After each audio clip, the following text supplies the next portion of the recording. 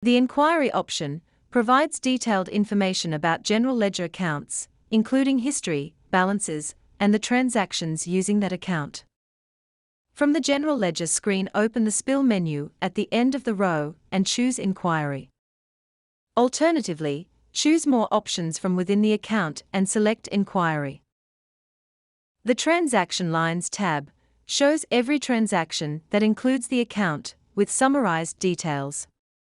These include the transaction date, the description on the transaction, the amount, and any notes on the transaction.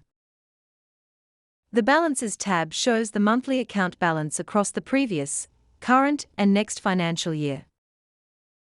The Budget versus Actuals tab compares the budgeted amount to the actual balance for the month. This is only for the previous and current financial year. The comparisons are both the dollar variance amounts and percentage figures. References is the tab summarizing all references to the account, not just transactions using the account.